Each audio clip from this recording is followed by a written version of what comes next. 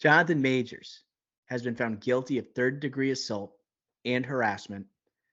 He's going to be sentenced on February 6th. He's facing either a year in prison or probation. It's likely that it's just going to be probation. Marvel Studios, upon this news, has fired Jonathan Majors from the character of Kang in the Marvel Cinematic Universe. The Kang Dynasty, the upcoming Avengers film, is now being referred to as Avengers 5. Ricky Flicks, is there any chance that we are going to have a recasting of Kang the Conqueror in the MCU? I just don't see it. I really don't. Yeah, this is it's over. We just had Victor Timely, Loki season 2, and yeah, this is going to turn into a big joke. Victor Timely spaghetti, Kang the Conqueror defeated by a bunch of ants.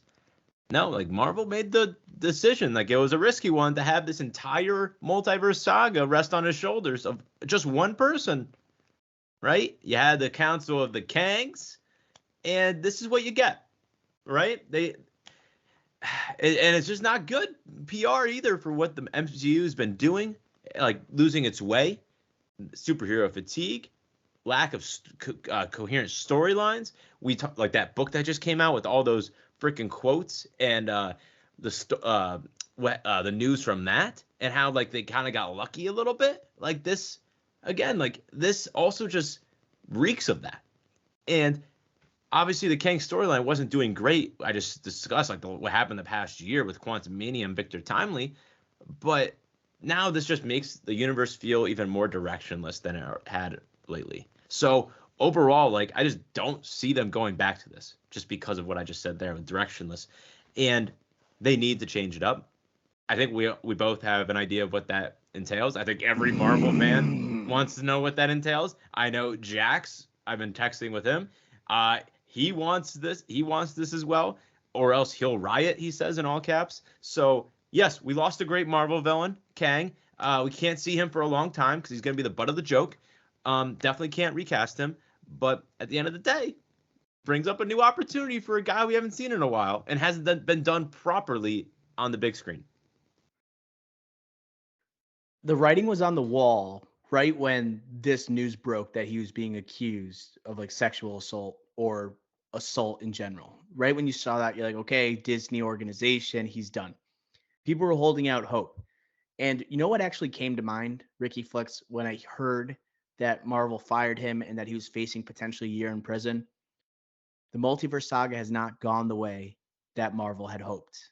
Everything post Endgame had not been going the way they hoped. And what came to my mind is that decades down the line, when you look at the history of the MCU, they have their scapegoat. They have their scapegoat.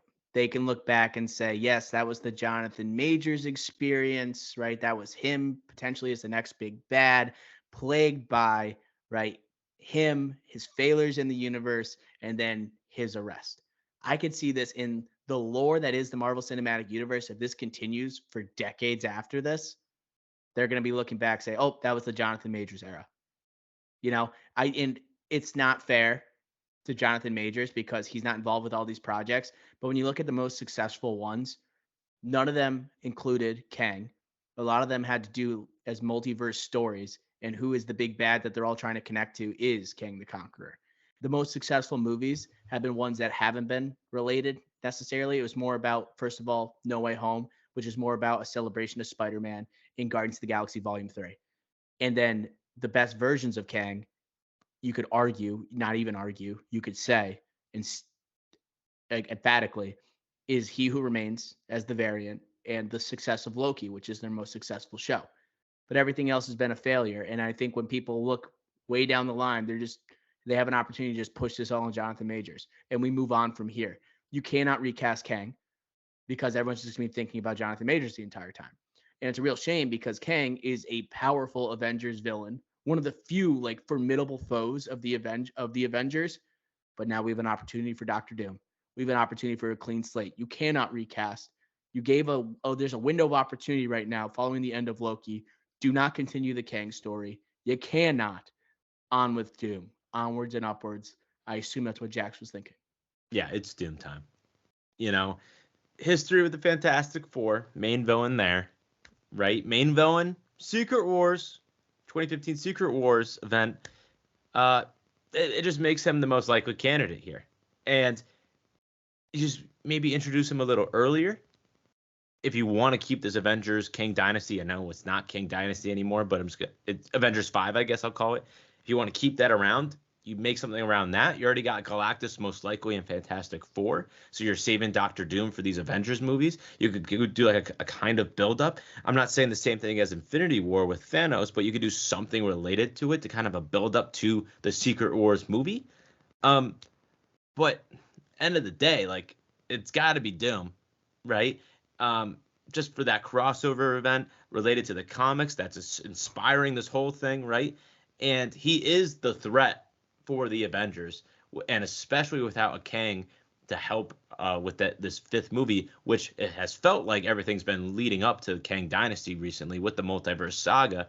But the fact that even that report with about that summit that Marvel was doing, where they even thought of, like the news leaked that Marvel was considering replacing Kang with Doom following the Jonathan Majors arrest, just leads me to believe it is inevitable. It will be Doctor Doom, and they're lucky they have this in their back pocket. They really are. Yeah,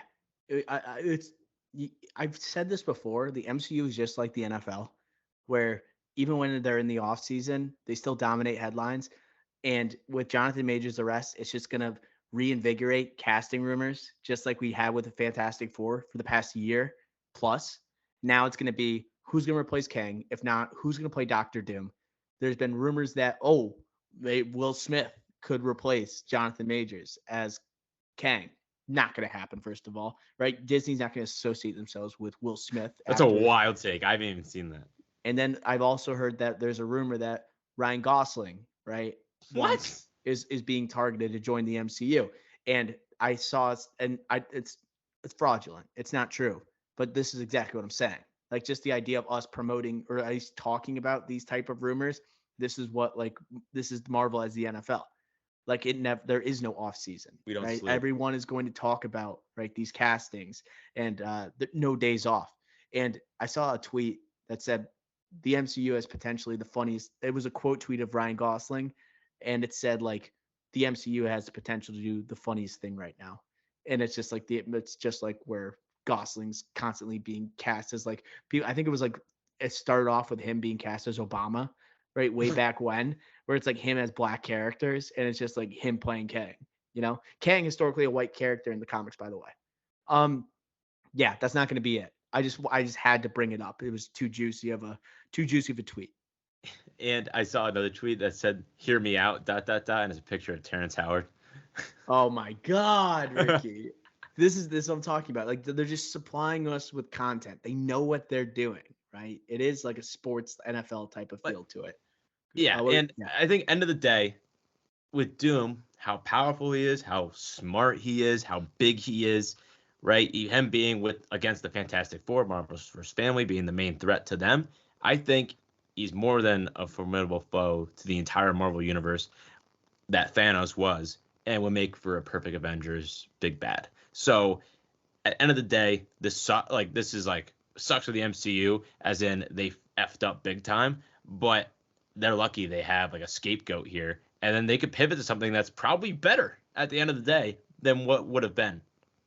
I always thought that Doctor Doom was too big for just the Fantastic Four anyway, right? He's too big of a foe, too powerful of a villain, and he is most tightly associated with the Fantastic Four. But I remember growing up, that's not the first Marvel heroes that I thought of going against Doctor Doom. I remember watching the animated Spider-Man show and seeing Spider-Man take on Doctor Doom.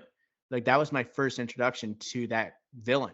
So like he's definitely worthy, and I think he's more well known based on like what we've seen him in projects like movies, right? Previously with the Fantastic Four, there's more of an audience like recognition of that character. It's gonna play in the MCU's favor, dude. Like I'm all in. On with Doom, onwards and upwards. Doom time.